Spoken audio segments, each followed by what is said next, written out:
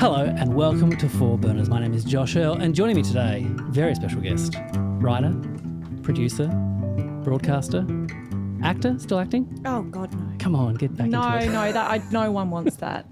Can you please welcome, it's Marieke Hardy, everyone. Yay. Hey. Hi, Marieke. Hi. How are you? I'm good, friendship. How are you going? I'm good. Now, I was saying to my wife before I got here, because she was asking, she's very excited that you're coming on. Great. She said, is this the longest you've ever spoken to her? And I said, it will be. Because you've been on the podcast once before, but that was 3 other people on that podcast, my old podcast. Haven't we had a long conversation? I don't think we have. I I think we've talked occasionally. I was on your radio show once and you were on my radio show. That's how we do it. Yes. And then, but you were on the phone, so it would have been weirder for you being interviewed by me and the crew at Lime Champions, because it was like just 4 voices just coming at you. You get used to that though when you call up radio shows, and you can always hear the beep every now and then too, which is really discombobulating. Yep. It feels like we've talked more because we were such good Twitter pals. Yes. And DM'd each other in rough times as well. I think that's the thing about people are very anti-social media, especially anti-Twitter, X, whatever you want to call it. And I understand everyone's grievances with it. Yeah, I know. It's dumb. But there are really good things about it. I miss Twitter a lot. I miss what that prick did to our beautiful community. I remember way back, and my last podcast really looked at Twitter and just read out people's tweets, and it was really fun back in the day when it first started. Weird Twitter. We're going to talk about weird Twitter. Let's talk about the teeth tweet, which is one of the greatest ones of all time, the chanting of the teeth. Have you ever seen that? I don't think I've seen that one. Oh, my God. It's one of the best. I loved weird Twitter. And for me, it was a community of writers, Twitter as well. Yep. But then it became, a community of activists and a community of like us all looking up in Melbourne during lockdown. I know. It was a lifeline, Well, the first time I realised the power of how good it was, there was the in Egypt, it was amazing over there. Yeah. But also in the Brisbane floods, it was amazing in that time as well. When Trump got COVID. That was also very good. Great time to go on Twitter. But that was more us all laughing, going, it's great. This is fun. I think I was at a picnic and I ran around like a town crier in a public park thinking that everyone was going to be as excited. I'm like, Trump's got COVID. It was like, in Annie, the musical, we got Annie. It was like that. It was me running around Daddy Warbucks' mansion going, Trump got COVID, to all these like picnickers. And then I raced home and got on Twitter. Your Trump COVID was my flume eating ass at Burning Man. I don't know if you saw that. Someone held up a sign saying Flume doesn't even eat ass, and so his girlfriend came on stage and he ate her ass on stage at Burning Man. And I thought that was the greatest day. What the hell? That was the greatest day Twitter ever had. I missed that. that was my own thing. Yeah. He ate her ass on stage. At a music festival. So my tip with music festival, camping one. Okay, yes. You can hook up on the first night. Second night, maybe. Third night, no. There's not enough wet wipes in the world. Don't eat ass on the third night. That's what I got. That in my house, I got taught that lesson growing up. Don't eat ass on the third night. I only know bits about Flume, but I know what I like. And does that seem slightly off-brand? Or I don't know him that well. Like Post Malone eats ass on stage, yes. Yep. Or what's that one? Jack Harlow would eat ass on stage. You know what I mean? I don't think Jack Harlow would. You don't think so? No, I think he'd be, yucky. He did come out recently and say he was very vanilla in the bedroom and was quite proud of it. His nickname is, I think, like Mr. Missionary or something. Okay. And he's like, I'm not ashamed. And I'm like, good for you. Like everyone, even Megan Thee Stallion is like, do you know what? I don't want to be a freak in the sheets anymore. I'm over it. I'm like, well, great. This is like the little quiet revolution of people going sometimes. And Jack Harlow, I remember reading it going, no. And he was like, and you just got to, sometimes it's nice to just look into someone's eyes. Why doesn't anyone like that anymore? I'm like, Jack, just take my vagina. Just take it. So yeah, when guys talk like that though, I'm like, are you saying this because that's going to be the result? Worked. Yeah, there you go. Absolutely works. Yeah. Now, what we do on this show is we talk through people's personal burners. And so I think I've mentioned this on the show. I got this from a David Sedaris. Yep, I knew exactly where you got it from. Yeah, Laugh Kookaburra Laugh is the New York Times article. So on David Sedaris, because of course all us little nerdy, bookish, funny kids grew up going, I want to be David Sedaris. Yes. When I put out my book, I wanted to be David Sedaris. Should have gone to therapy instead. Anyway, but I was a super fan and still am a big fan. I went to see him recently at the Art Centre and he was so funny and beautiful and great. I wrote him fan mail when I was about 18 or 19 years old, and he wrote back. Yeah. Which was incredible. But my favourite story, so I got to interview him many years ago, I think for The Age or something like that. I've got a photo of us together. We're pretty much the same height. I'm a little pocket-sized fella like you as well. He's small. And so I remember reading one of his last collections, or maybe 2 collections ago, and he was writing about how everyone says how diminutive he is. And he said he was once interviewed by someone he was really getting along with, and then he doesn't usually read the piece afterwards, but he wanted to, and that they described him as bonsai sized. And I was like, oh my God, that's me. Oh. I'm in a David Sedaris book. Was he happy with how you described it? Well, he was just saying she was about the same size, and you know, it wasn't bad, but he also said we were getting along. I really liked her. But imagine as a David Sedaris fan reading his latest book and you go, that's me. Well, this is the thing. So life's been downhill from like that was it. That was the peak of my life. In Laugh Kookaburra Laugh, it's based in Melbourne, and he drives out to Daylesford. No, but the woman who tells him about the 4-burner, I would like to track her down. Oh, well, and get her I on. mean, I've lived in Daylesford on and off for years, so I could put something on the Daylesford Community Grapevine notice board, which is a hotbed of scandal. Don't get me started on the Coles car park. The Coburg one is too. Everything happens at the creek. Everyone's worried about the creek. Oh, really? Snakes? Snakes, and also just teenagers being teenagers. But where else are they going to go, guys? Yeah, Think back to when you were a teenager. You got a finger somewhere, don't you? You had to find somewhere. Like my town, we had a skate park. Kids were picketing for a skate park, and the council was like, yeah, but it'd just be teenagers hanging out there. I'm like, yeah, but that's what we want to do. Where else are we meant to go? Yeah. Do you want us to hang out at the front of Kmart like we were? Yep. All right, so we go family, career, health, and friends. And you choose what order you want to do them in. Let's just do it in that order. Okay, family. All right. Well, I started heavy. Yeah. Well, that's So you're an only child. I've done my research. Kel Surprise, yes. Yes. So did you have a big extended family though, like cousins and all this kind of stuff? It's really interesting that, and I mean, there are no accidents that we're talking about this one first, because family is quite a tumultuous space for me, because I'm not close to my blood family anymore. It's been like quite seismic separation due to kind of lots of previous trauma and stuff like that. Yep. I'm fine talking about it. I feel very safe. But it has been a big North Star in my life, particularly for that reason. I kind of broke away and went, I'm an independent fella. I don't need anyone. And that was kind of my modus operandi for many years, was like not letting myself be close to people or pushing them away, because my assumptions were that family would just disintegrate and fall apart. Yep. But then I realized I was making little families in different kind of permutations wherever I was. Like I ran a few, live art events, and my nickname was Showmo, because I would like cook everyone dinner and, be the kind of parent of that. Just in any community, like even Women of Letters and Better Off Said, which are 2 spoken word events that I like co-curated and co-produced. But I found I was seeking family connections in all of those spaces. Yep. And so that was a big part of why I decided to get married. I got married last year. Oh, congratulations. It was awesome. And he's great. And I really took seriously that I was marrying into his family as much as anything. But that was a fraught space a little bit as well, because I thought if anything happens with Eamon and I lose not just him, but this beautiful extended family that I'm very invested in. Yep. And do I go back to being like a solo guy who doesn't get close to anyone, so I don't risk that?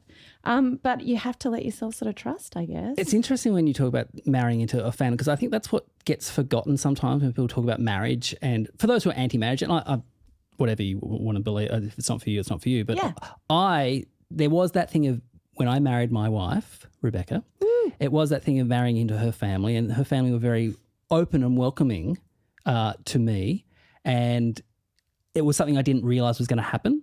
Like, when you go, oh, we'd been together for like 7 years before we got married, and it was that thing of going, this will just be the same. We'll just have paperwork to fill out. But it's not. No, it feels different, doesn't it? Yeah. And for me, it was that, again, not being close to blood family for myriad reasons, but almost being scared to invest in something in case it goes wrong as well. I was like, oh, can I handle it if this one falls apart? Yeah. And I remember my husband's parents are the purest, most beautiful people in the whole world. His dad, Rod, is basically Kel from Kath and Kim. Yep. He's Kel Knight. He's so pure and good. I don't know how they made Rod. He's so good. And once I had my van, Kurt Vannegut, parked out the front of his house in Wollongong because we were going to sell it. And I just parked it there and left it, and we were going to sell it locally. And then Rod called me and he was like, "Oh, Marieke, I just saw the van had some stuff in it, so I've given it a clean out. I've taken it for a drive. I ran dual fuel through it, gas and petrol, and it was the most dad thing that I went, ugh. Like I almost freaked out a little bit because I was moved, surprised because I don't have that sort of parental kind of relationship, but also I got really scared because I went, this feels so nice. And now I really want it. Yeah. And what do I do if it gets taken away? Like, you know, I want someone to go, did you get home all right? Or I put something in the fridge because I knew you were sick. Like all that beautiful stuff. Yep. So that almost like I ended up talking to my therapist a lot about it, going, it almost made me want to run away. That Rod's act of kindness was so dad-like that I went, I don't want this. I don't want to want this. Was there any part of you when you found out he did it that like that, well, that's my space? No. Yeah, that's good. No, I loved it. Yeah. But I got scared of how much I loved it because I'd learned to not need that. I was like, I'm my own parent, so I can look after myself. I'm my own wife, you know. And so when someone does this gesture of parental kindness and you're like, but I don't need that anymore, but thank you, Daddy, you know. So it was really beautiful. There is, I don't know if it's just a male thing, but like my father-in-law loves to keep himself busy. That's how he shows his love. Like I'll do stuff around the house and he would acts of service, is that his love yeah, language? and it'd be that thing Same of with Roddy. mowing the lawn and it'd be like, I can do that. Okay, you don't have to like. And my thing was like, just sit down, relax, spend some time with the grandkids, or spend some time with your daughter. I can do the chores around the house. I'm just working, and I'll get home and I'll do it on the weekend. But then I had to realize, oh no, he's doing it love to language. be nice. Yeah, what's your love language? See, I don't know. I what are the love languages again? Okay, so it's words of affirmation. I know there's given presents. That's one. Words of affirmation is this, guys. Yeah. Gifts, yes. Yeah. Acts of service, physical touch, and quality time. I think quality time because it's the one that I need to set aside. Yeah. Okay. Yeah. I mean, I do. What do I see? What I'm doing with my family at the minute. I've got two kids, and I'm their basketball coach. And it is one of those things that I'm very pure. I'm loving it, and it is a real just seeing them kind of have to deal with like just resilience training. Really, they both had 2 seasons where they lost every game.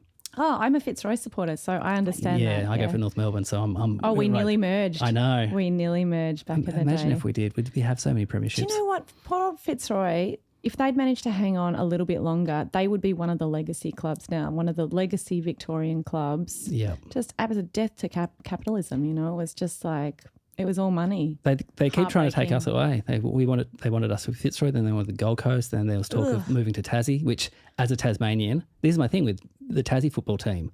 I don't want Tassie to have a football team because I'd rather them have hospitals near my parents. Yeah. Because they don't have it's really decent hospital. contentious down there, the footy team, isn't it? Yeah, it is. It's like injection to the economy. Yep. And also, I was working in Tassie last week on a project about mainlanders coming to Tassie and on someone else's project that I was helping out on. But finding out how kind of closed off they're saying unless you have lived here for the last 25 years, you can't call yourself a Tasmanian. I'm like, what? You mean like New York? Yeah, I'm close to that. I've been here for 20 years. Been where? In Melbourne. Do we have the same thing here? You can say you're from Melbourne. I don't care. No, but I say I'm from Tassie, so that soon they'll be like, you know. Oh, you're still claiming it. Well, I was there for 21 years. Maybe you've got special. I think it's like if you move there, you have to embed for 25 years before you can say you're a Tasmanian. Whereas you were, born and bred. I was down there 3-4 weeks ago doing. Do you know Van Walker? Yeah, Van and Cow Walker. We were doing gigs down there. Van and Will Hindmarsh. Anyway, and did you say you were high on mushrooms? Will Hindmarsh. I just didn't know if you know him.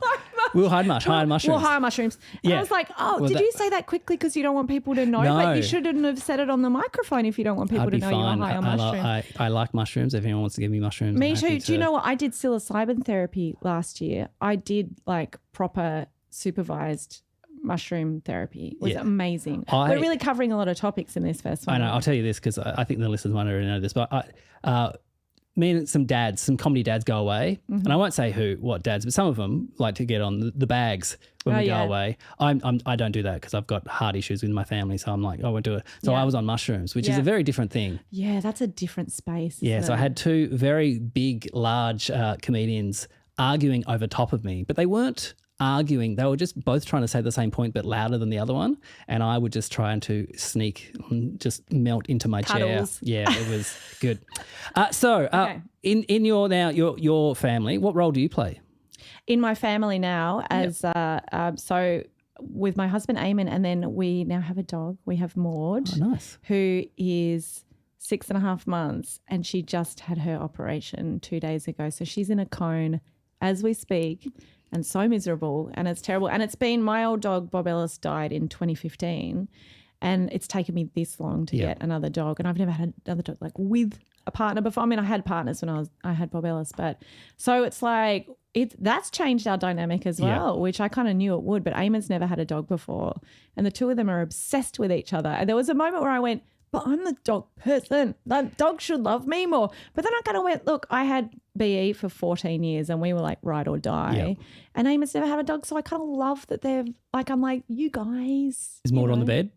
She is now. Yeah. But we did crate train her, which I was very proud of because I've never done that before. And defensive parent. No, me going, and then we had her, we had her in a crate next to the bed, and now she's in the bed with us, which in a cone is a different experience. I woke up yesterday and she was resting her cone on my head, and it's transparent. So I looked up and she was just looking down at me. It was like I was in an aquarium. Yeah. It was just the two of us just scrutinizing each other through the clear plastic cone. It was an existential moment. Okay, another question. So not to get into the past with your family. Go for it. I'll let you know. But what was it a big event, or was it like more death by a thousand cuts that you went, I don't need this in my life anymore? A little from column A, a little from column B. Yep. Like really, really toxic badness back in the day, a widespread toxic badness. And then no one dealing with it really, except this guy. So, I was going to therapy, and I kind of realized there was a really big problem, and problems with like secrecy and all kinds of stuff in our family. And of course, really wanting to talk about it. I have a big allergy to people not talking about things as a result of that. And then just realizing that, other people in the family, they didn't want to talk about it. They were allergic about it. They were all really fucked up. Yeah. And I just, I think separating from my mother 8 years ago, like it's been the kind of safest and happiest 8 years of my life, which is really sad and really complicated and really hard for people to understand, especially my friends who are parents. Yeah. Because they go, I'd never let my kid separate, or I'd never. And you just go, well, it's, different. My mother's unwell and not a safe person for me to be around. Yeah. So I kind of, I drew that line, which is a big thing. And, Christmases are hard, and, those kind of big significant events are hard. At the same time, it was a choice that I'm really glad I made. And there's some really good communities out there of people who have had to become estranged from a parent who wasn't safe for them.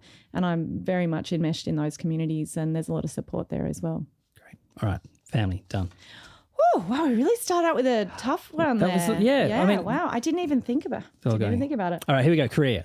This is a good one. Okay, so you've been working for so long. Okay, a million years. What was the first thing you were writing on?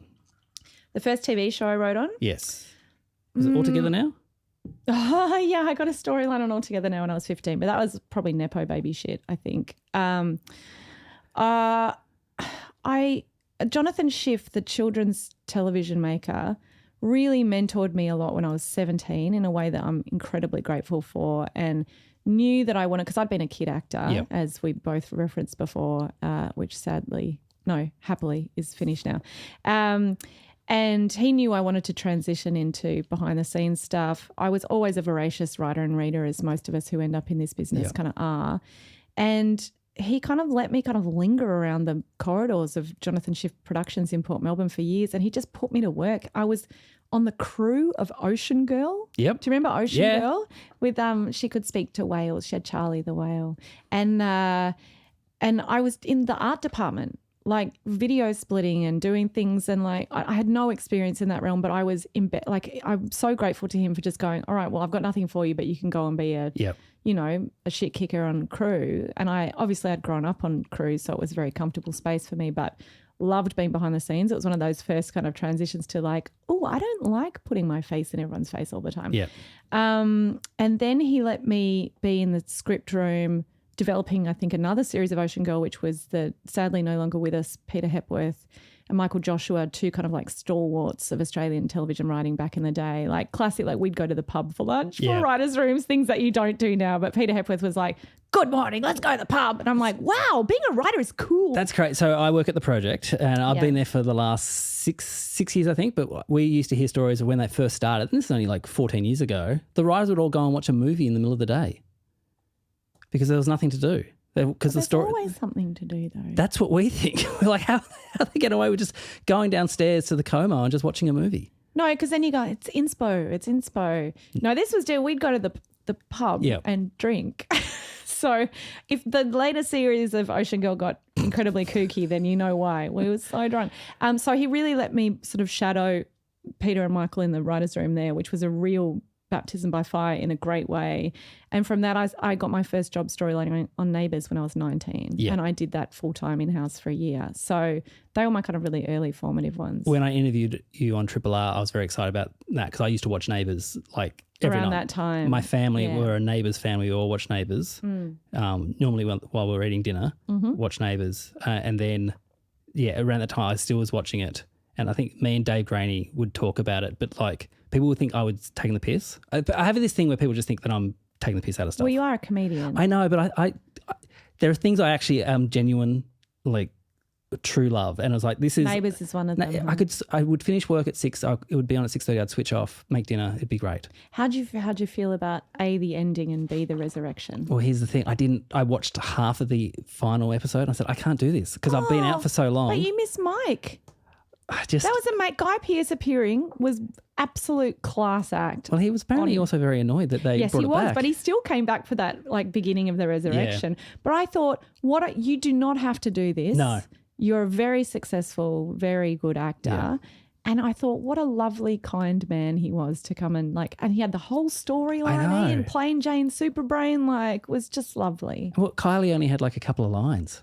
Yeah, of course. They shot them all at different times. So crazy.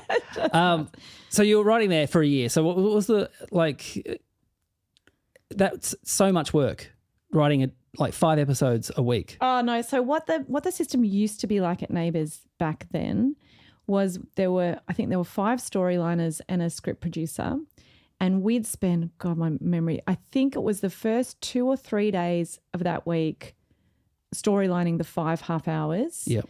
And then we were working in at Grundy's in South Melbourne at the Grundy's building, and we had the Price is Right upstairs, and all the Price is Right models would come, and sometimes we'd use the Price is Right, the question cards as recycled paper. It was pretty cool. Great. And then we'd write the scene breakdowns, which is the beginning part of the story, which would go out to freelance writers and they'd just write the script. And that was to make things turn over quickly, and the Neighbours writers didn't get paid as much as other writers back in the day because they weren't doing a scene breakdown. So all the storylining is done in-house for expediency's sake, and then we write the storylines, they go out to the writers. Whereas now, on most things, you're in at the story meeting, even if you're running one episode. Yeah. Story meeting, you write the scene breakdown, you write all the drafts, whereas Neighbours is a bit like, here's the scene breakdown, please give it to us. Yeah.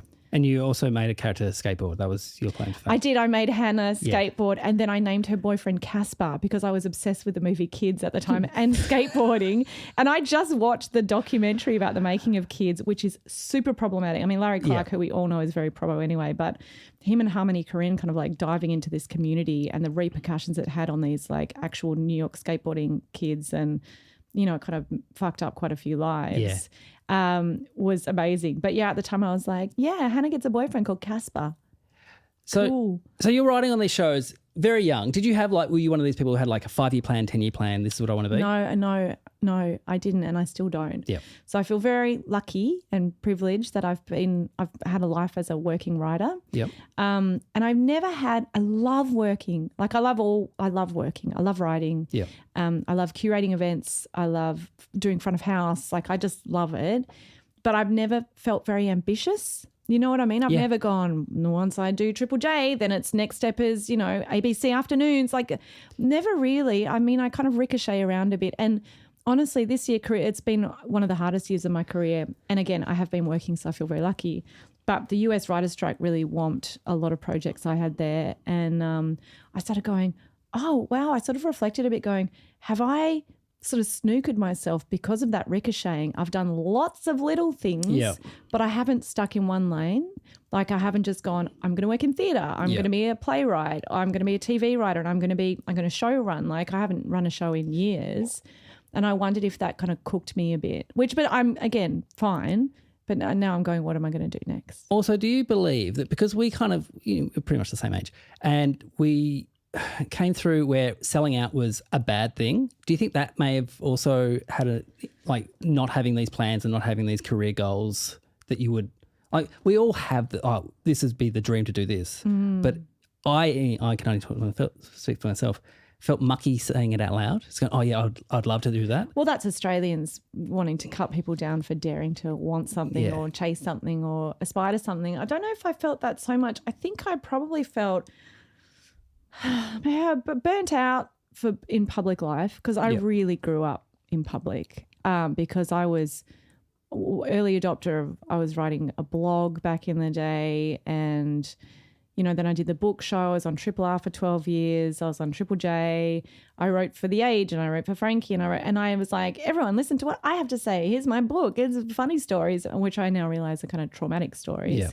But I really wanted to. I hit a burnout point, but also I just went, even I'm sick of what I have to say at the moment. And I also wanted to go and understand what I really wanted to say, which is where therapy and dealing with all the family shit came into it. Instead of just going, I'm going to turn everything into a funny story, I was like, maybe just be quiet for a little bit. And I haven't missed it. It's interesting because I'm just starting to incrementally move my way back into the public space now.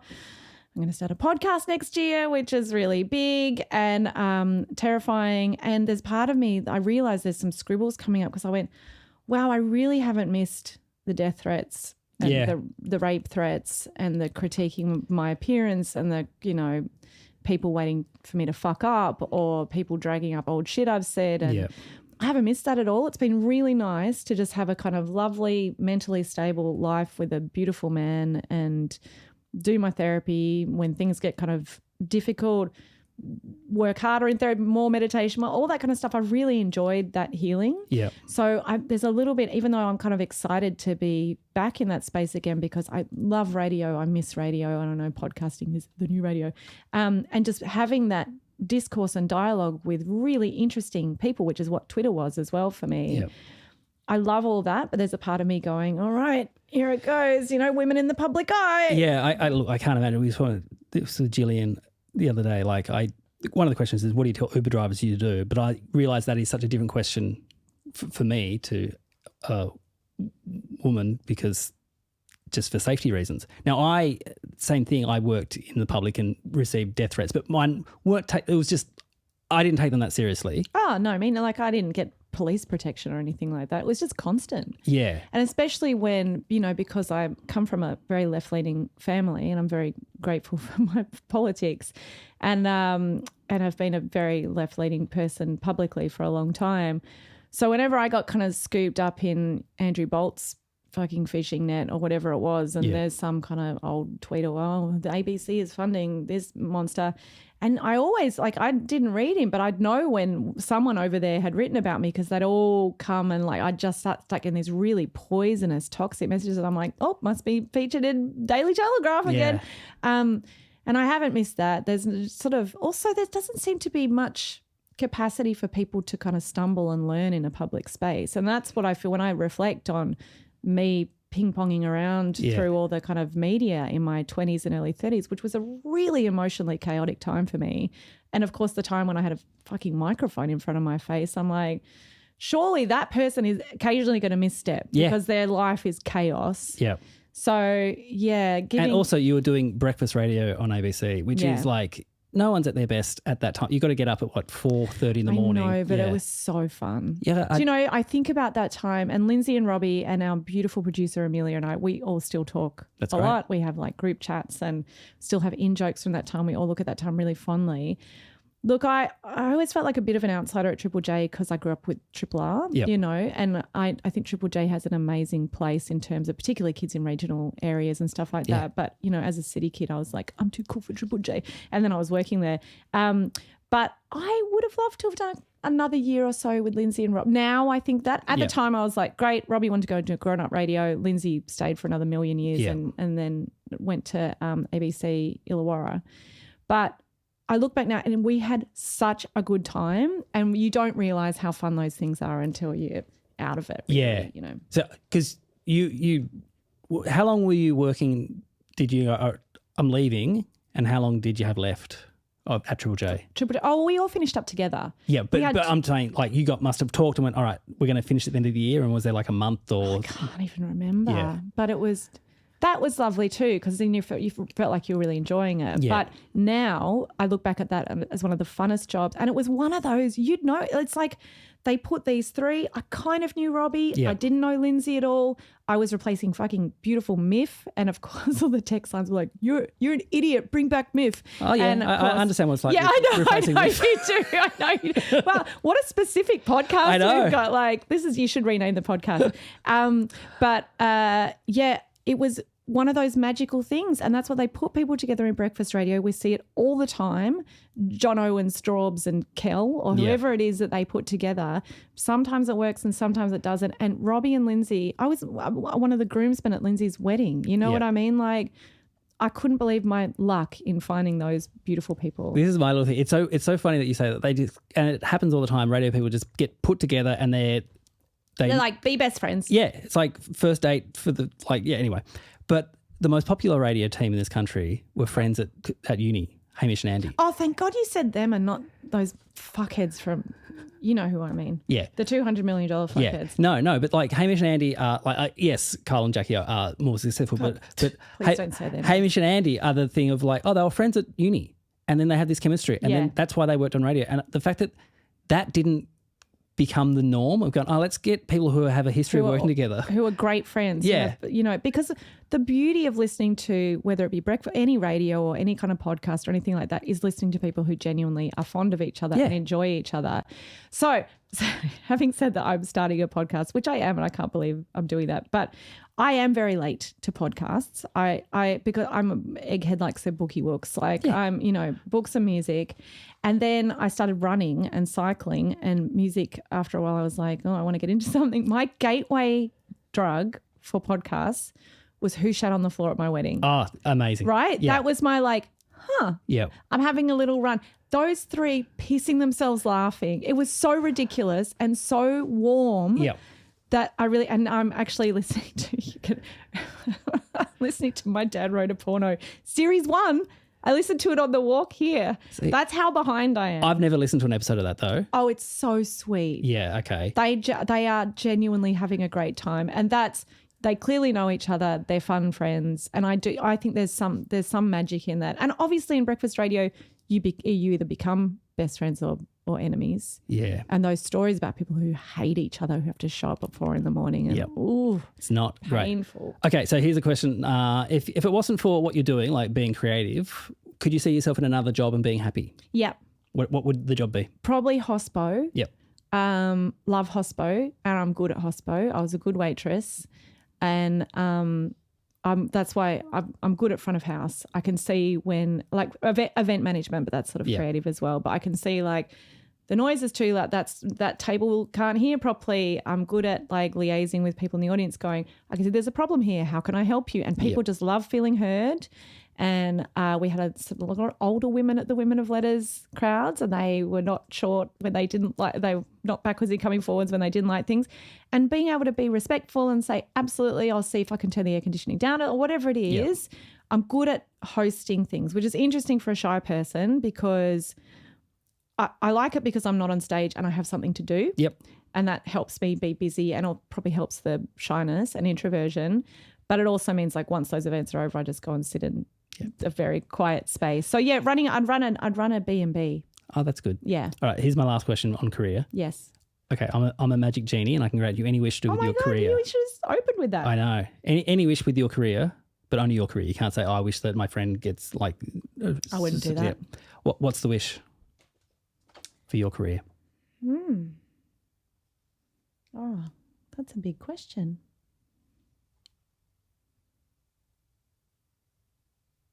I mean, my answer is kind of it sounds broad, so maybe you can tell me if it's too broad, but I feel like I've moved very happily into a space where I'm writing about things that are genuinely important to me instead of things that I think people find funny or silly or sexy or whatever.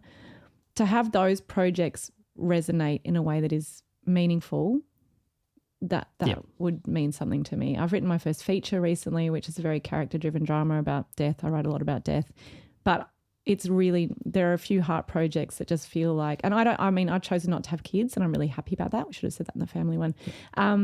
And so it has made me go, well, what am I leaving behind that's not just wacky jokes on the radio? What's something kind of a way to connect to community and plant something meaningful in the world? So for those heart projects to resonate and cut through would be my wish. Excellent. Thank you, Jeannie. That's all right. All right, moving on to health now. I wish Genies did say that's all right after they granted your wishes. I just want 7 elephants and to win $1 million. Thanks, Genie. That's all right. That's all right. No worries. All right, health. Would you say you're healthy? Yeah. Yep. When do you think you were at your healthiest? Probably now, I'd say maybe. That's a good answer. Yeah. So you're vegan? Yes, 15 years. Is it a health stuff or just because you're a good person? No, I'm a great person. Yeah. But also that was, again, a result of Triple J. I was a voracious meat eater. I love meat and I love cheese and I love eggs, all those things that are delicious. And Lindsay McDougall on Triple J had been vegan for 1,000,000 years. He was a great vegan because he wasn't a dick about it. Yeah.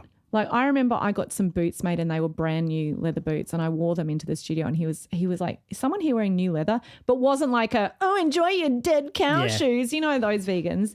And he always made veganism look kind of fun and accessible and he let us make fun of him, which is very important if you're a vegan because it's hilarious. Yeah. So he already was a bit of a gateway for me for that because he just was nice and ate good food.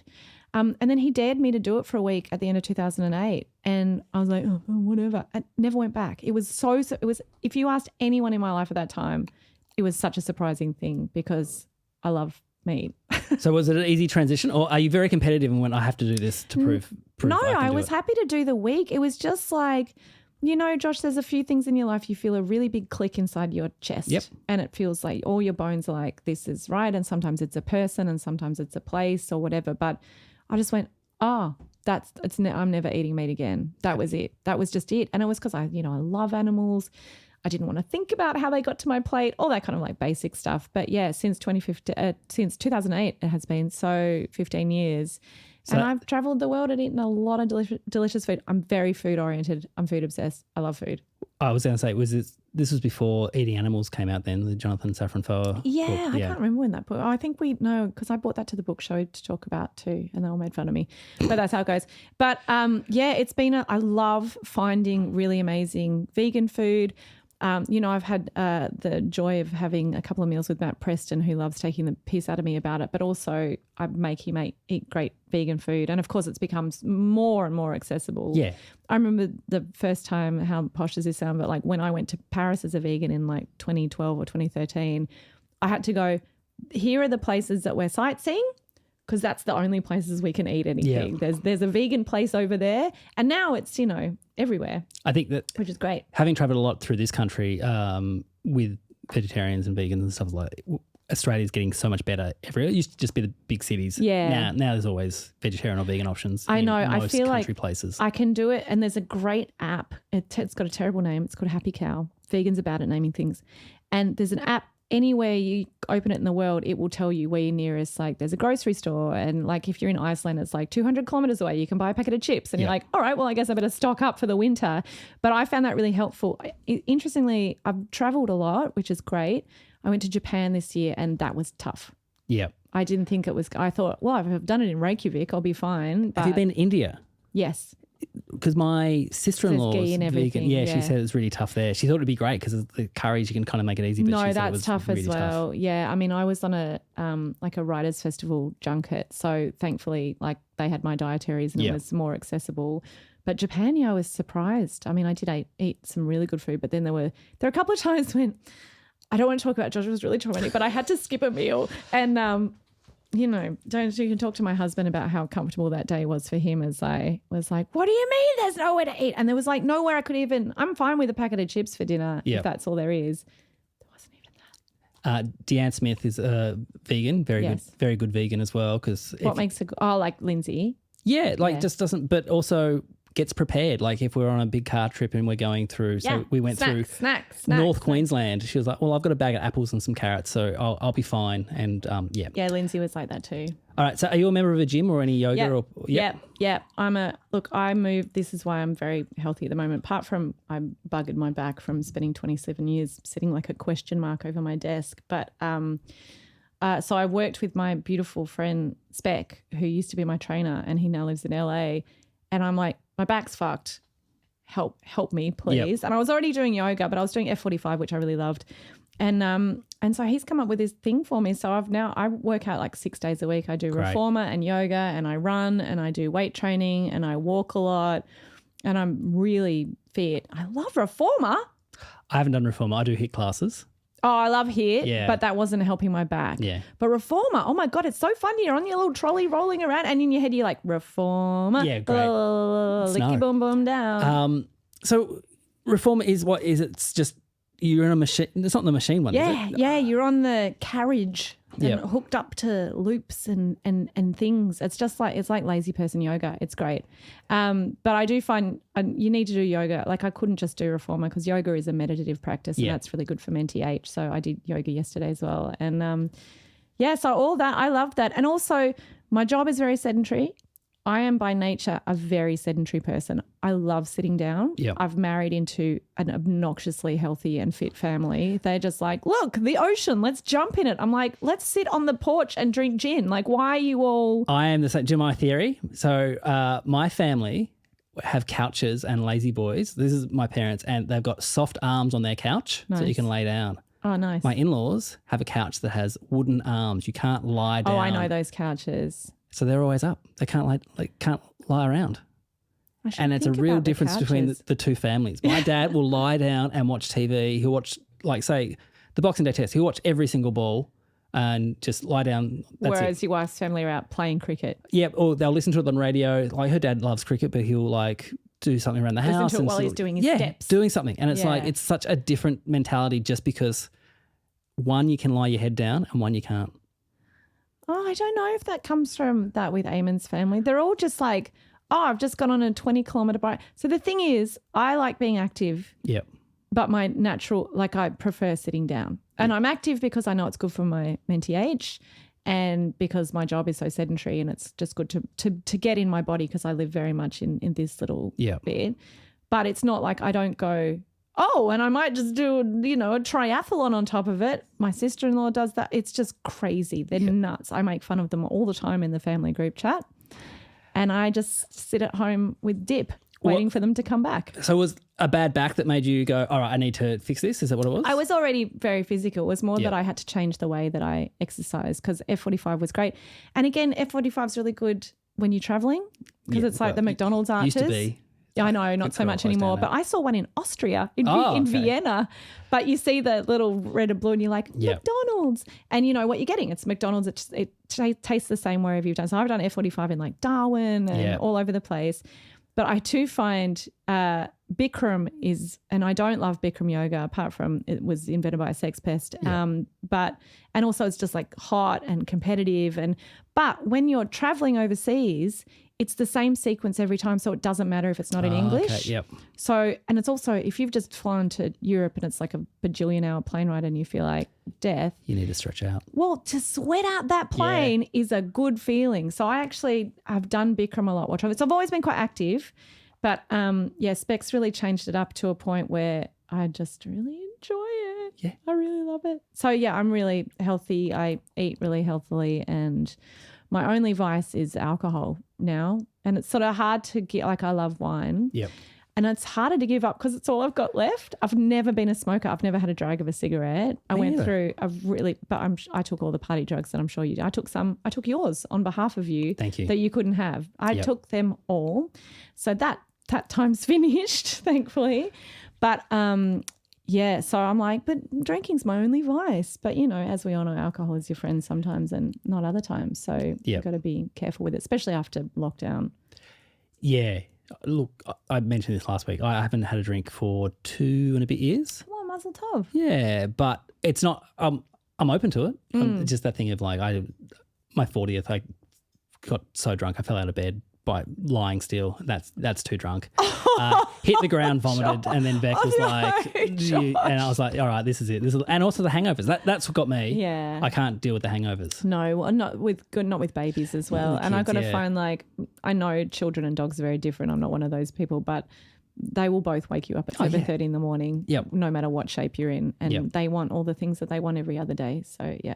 So, we'll talk mental health. So you mentioned you see a therapist? Yep. Yep. And do you have any red flags that, okay, this is a big red flag that I need to take some time and get? Heaps. Yeah. I had a really tough, again, the middle of the year this year, which was when I had big career crisis, which is like, what have I done? Have I ruined my career by being jack of all trades, master of none? Yep. I don't feel that anymore, but I also realised I was getting really fixated on what I didn't have and what I'd missed out on and what I'd fucked up and what I'd, opportunities that hadn't taken because of that self-protective thing. And I'm like, no, what have I could have just been building something this whole time. And I was like, well, this is not me, because I'm generally a pretty positive person. I think coming through everything that I've come through with my family and a pretty painful relationship that ended in 2019, I became very resilient and very self-loving. Yep. I'm a good best mate to myself, which is a really, really lovely, liberating place to reach.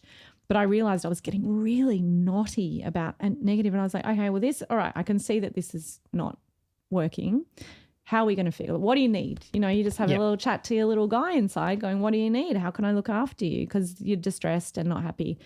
So I just started, this is so trite, but I did start gratitude journaling again, which is a good neural pathway thing, even though it feels so hokey and so influencer. Hey guys, I'm grateful for #. But every night, 3 things, even if it's just, Queer Eye and hot chips or whatever it is. But eventually, like that, I did that for maybe a couple of months, and I started, as well as therapy and meditation. And also sitting with like all those things like radical acceptance, things are the way they are now and you can't change them and that's okay. Being open and curious about what comes next, all that kind of stuff was very helpful. I feel like the little bum bag I've got for tools, mental health tools, is more and more robust. I don't feel like I'm ever going to be at the point of such extreme crisis as I was in 2015, which was a really, really bad year for me. It feels like you hit a little speed bump and you're like, all right, okay, maybe a little less of this and a little more of that, and then you implement it and it works and it's great.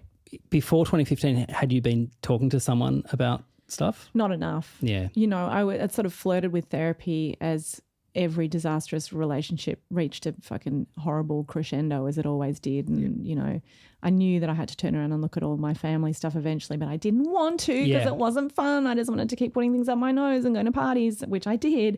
But that, you can only keep all those balls in the air for so long. And so 2015, it all kind of just hit. Yep. And I kind of crawled to the end of the year and just went, right, I need to really dig into therapy.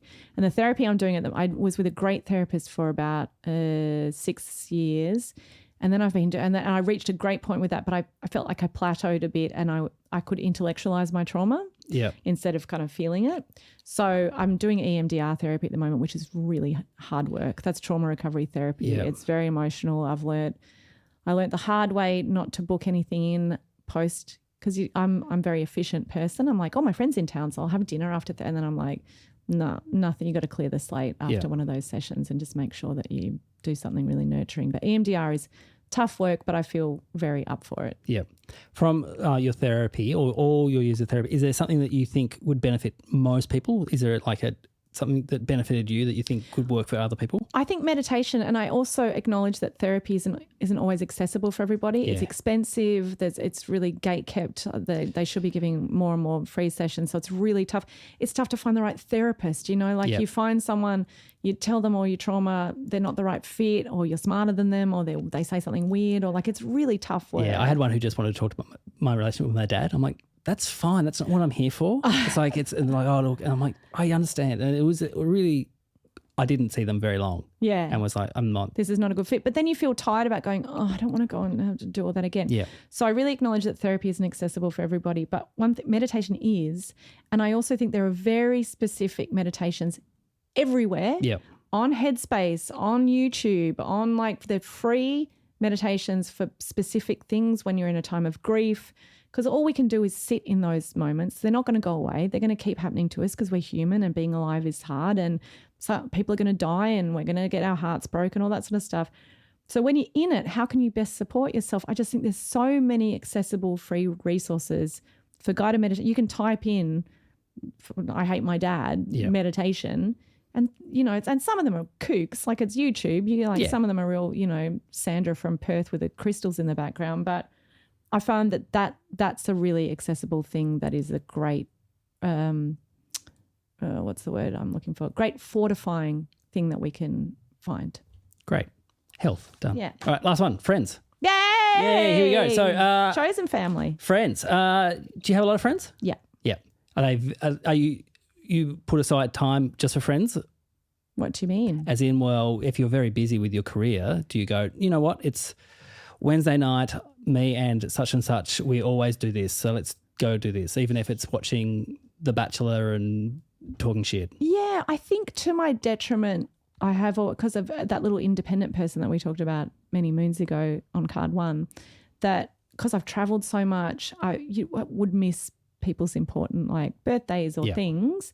And that I think was a result of just me going, I'm just my own, I'm an island, it's fine. So I realised I have to work at friendships, and I've lost some really big ones over the years, part of sometimes to do with my own behaviour, sometimes to do with other people. Yep. And that's really hard. That's sometimes you wake up at 3 a.m. thinking about the grief of those lost friendships. That's a kind of big one. Yeah, I've asked this before, but was it like proper friendship breakup or was it just a ghosting? There's been both yeah. But I had a really seismic friendship breakup in 2018, and it's taken me a long time to go. Every now and then it's still kind of, that's what grief is. Every now and then it kind of comes up. But you also know, I think that goes back to what I was saying before about focusing on the things you don't have. You know the people that show up for you and that you show up for, and also the people that you hang out with that you feel energized by at the end of the conversation and you don't feel drained and all that sort of stuff. And your body is always telling you who should be in your life and who shouldn't be. Yeah. But I realised, like my best friend Kitty, because we were apart during lockdown, I was in Wollongong and she was in Northcote. And, you know, we've talked a lot about, like, I know I have to show up for her more and in a better and more, you know, like, what's the word I'm looking for? Oh, I lost my words. More significant and consistent way. Yep. You know, like it's like that's what she needs. Quality time is one of her love languages. But I'm pretty good at checking in on people when I know they're having a hard time. I'm not good at accepting help. Yep. That's one of my big things. I don't want to be vulnerable in front of anyone. So that's quite common though. I think so too. So my dearest friends are the ones who will kind of push through that and kind of force their help and love upon me. Yeah. You know, but yeah, I love my friends. I mean, my friends are my family, really. Do you have any friends still from your school days? No. I've got my best friend from grade 6, Susan Giorgio, and I, who we used to be obsessed with Young Talent Time together and started the Joey D fan club. And I wrote about her in my book. Not Vince? Come on, Vince. No, Poor not Vince. Vince Del Tito, that's right. I still follow Young Talent Time on Facebook, and Bevan Adensall is a regular poster. He's just like, that was the greatest time of my life. Here are some more photos from back in that day. I only remember Vince because that's what you would say after you farted in Tasmania. Vince. I don't know why. Why? Instead of saying pardon, you'd say Vince. It was funny. I don't know. And so the guy on TV had a name Vince, and we would find it very, very funny. Okay, we're going to have to dig into that because I want to understand the origin story. Any Tasmanians listening or watching, please let me know it wasn't just a me and Jason Earl kind of thing. That's wild. Yeah. Vince. Poor Vince Del Tito. Anyway, Susan and I, like I thought we'd had a falling out and I wasn't quite sure what I'd done, and then we reconnected and it was really beautiful, and now we're Facebook mates, but like we're not close mates, you know. How have you made all your friends? Is it just through acquaintances, or did you go out there and go, oh, I'm going to ask them to be my friend? Or I met a girl at a party a couple of months ago and instantly I liked her, and I'm like, I said, oh, this is nice. I would like us to be friends. And she said, yes, I would like that too. And we've been on 2 friend dates, went to the theatre and went out for a drink, and that's really nice. I don't believe in that Seinfeld thing of you can't make new friends past a certain age. There's always room. I make friends very easily. I fall in love very easily, but also it's that consistency and then keep showing up for people is important. I do have a really tight-knit group of my very small circle who I holiday with and do everything with, and I love them. But I realised that what was I going to say before? Sorry, I know you can cut around this. Sorry. It was a good point too. How you make friends. I have I've got an amount of facial blindness, and so I forget people quite easily. When I forget faces quite easily, and it really upsets people, especially if you work in the public eye and they're like, there's the person from the book show. Yep. But why are you smiling? Because I have a personal story between us two that I was not going to bring up, but it's Have I walked straight past you before? No, the opposite. It was your birthday and at the tote, upstairs at the tote. We didn't know each other. But I knew that upstairs the toilets are better than the downstairs tote one. I was watching a band. That's true, actually. And I walked up the stairs and it was your birthday and you greeted me with such kindness and kind eyes going, oh, hello. And I was like, oh, we don't know each other. But I didn't say it. I went, oh, hi. And I just went to the bathroom and walked out. And then, because I knew who you were. And so it was like a weird thing. And then I realised that you were just great. But that explains why you were so Yes, because I would have thought you were someone I knew. Yeah. And I have to fake it sometimes. Yeah. But that's like because I realised that I've got that, and to anyone listening or watching that I've done that too, I'm really sorry, and I don't do it on purpose. And I know it really hurts people's feelings sometimes, especially because sometimes you've had a really big emotional deep dive with someone and then you just walk straight past them on the street. So I realised I had a terrible time doing that quite a few years ago now, where I realised I was hurting people. This girl came up to me at like a music festival and was like, hi. And I did to her what I did to you. I was like, hey, and hugged her. And she was like, oh, I like your book. Like we'd never met. And I music festival, you can excuse that. Oh, I just embraced her like a long lost friend because I was trying to get on the front foot. Yeah.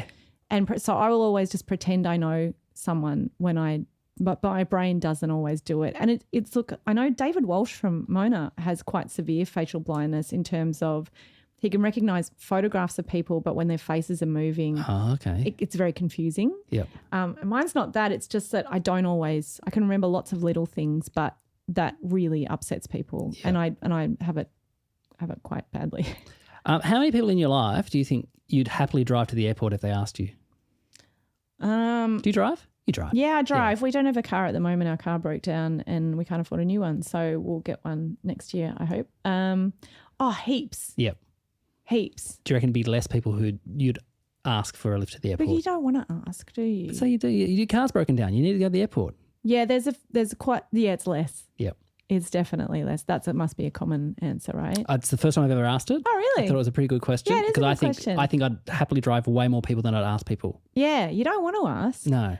But then you end up on the Sky Bus, which I did recently, and it was quite easy and fun. Hey, can I ask, because you used to tweet about this with your friends, your shit Chris Kringle? Do you know what? We're doing a chosen family Christmas this year, and I'm like, should we do a Kringle? Should shit Kringle come back? And my friend Lauren was like, let's just leave that. I think it was of its time. So for the listeners, it was you guys, just a bunch of friends gave each other just a bunch of friends shit presents. The whole point was you had to bring the worst present you could think of. So it wasn't specifically, I didn't know I had Josh, It was like you just bought the worst present you could think of and all the names went in the middle and you picked one. And it was just I think I was part of my presents were so mean that people were like, I don't want to do it anymore. Because some people had someone once gifted a dead plant, or my friend Genevieve, who's sadly no longer with us, but she once did a basket of her breast cancer medication, a gift basket full of her breast cancer medication. Terrible present. Sometimes the size is good. My friend Hotman gave it a massive op shop paint that you then have to take home from the restaurant. It's all those things that are, but mine were always experiential ones. So one year I gave a single ticket to see Rob Schneider live. So you had to go on your own. And then my ex-partner once gave a night at the Hotel Formula One Faulkner, which is the beginning of the Hume. Yeah. That you'd know that. And as part of the gift, it was Valentine's Day the night that he bought, and part of the gift he printed out all the reviews, which were there was blood in the sink. We left and slept in our car. There was a murder next door. It was a very murdery place, Hotel Formula One Faulkner. And then one year I gave, this is very relevant to your interest, so I gave a ticket on the Spirit of Taz, leaving Port Melbourne as it was back then, 7 a.m. It's the one I've circled. There you go. So leaving Port Melbourne at 7 a.m, arriving Devonport at 7 p.m, and it was on one of those recliner chairs. and then immediately catching the ship back but with no seat. And So everyone's good. like, we don't want to do shit kringle anymore. I'm like, come on. That's great. It's monstrous. So but I think I ruined the game. I remember it as, obviously I'm not saying you were incorrect, but what I thought it was you got to Devonport, then had to go straight to the airport and fly back. No, you went straight back on the boat, but you didn't have a seat on the way back. You had a seat on the way over, a reclining seat, but no seat. Monstrous. And I'm a nice person, but there's like my real mean streak came out. So when I said, let's bring back shit kringle, it was strongly. The silver lining with that one is they didn't have to spend any time in Devonport, and I can say that being from Burnie. They're our people don't like Shelbyville. Devonport, do they? Oh, it's just that small town rivalry thing. Yeah, right. They're the same town. I worked with one of the writers in the writers' room last week, lives in Penguin. Oh, Penguin's beautiful. Told me a lot. Yeah, I saw the Penguin's very gorgeous. Yeah, Penguin's nice. Here's my little fact about Penguin. Misnamed. So in Penguin, there's a creek that had sulphur in it. Yeah. And the next town over is where the penguins actually do go and nest. And that town next over is called Sulphur Creek, and Penguin is called Penguin. Oh. They should have crossed the names over. No, but now they've got all the penguin bins. All the bins. Which he was telling me about are really probo because they fill up too quickly because they're penguin shaped. Yeah. And small. Yeah. And there's a big problem with the penguin bins. And there's also a big what's the very bad building supply that people asbestos. There's a big asbestos penguin there as well. Oh, really? Yeah. Well, I'm glad we ended up talking about. But asbestos penguins. is fine unless it's broken up, and then it's very dangerous. So don't anyone punch that penguin. Don't punch knock it the down. penguin. All right, so this is the part of the show where we've gone through all 4 burners, and you tell me which ones you are going to turn off, if any. What do you mean if I'm going to turn off? So the whole conceit of the show is No, I know, but that all 4 of them can't go at the same time. No, otherwise you burn out. Yeah. So and it's just for today. It's just for where you are right now. You've got family, career, health, and friends. Which ones? It's probably easy. Which ones are you concentrating on, and then go which one is missing. I think I'm going to turn off family momentarily, only because it's doing quite all right. Like I don't everything's okay, which of course is the time when you're like, oh, I took Eamon and Maud for granted and now they've both blown up in an explosion. I'm back in Neighbours now. It's like it's a Lassiter's explosion. Don't get in a cheap car. I'll turn that off for now, only because I know it's really safe and really lovely. Yep. And if and when it needs more of my attention and energy, then I can turn to it. But at the moment, I'm trying to really focus on getting some of my own projects up next year, the feature and some series and this, elusive podcast. And so I'm excited about that. It's excellent. Thank you so much for joining me. Thanks, friend. Where can people find you? If you got anything that you want them to, well, you got the podcast next year. Yes. So keep your eyes out for that. It's called Marieke Hardy is Going to Die. And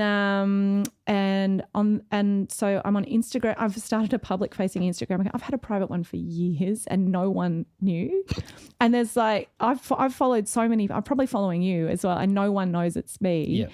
And then the other day I'm like, oh, I'm going to do a public one. And so all these people that I've been following for years are like, oh, are you on Instagram? Yeah. I'm like, yeah, I've been watching you for a really long time. So I'm on Instagram as Marieke Hardy. I'm going to be starting a Patreon with newsletters and stuff like that, which will point to the podcast. So I'm really entering the realm and terrified. So be gentle with me. Welcome. There's room for everyone here. Thanks, friend. Great.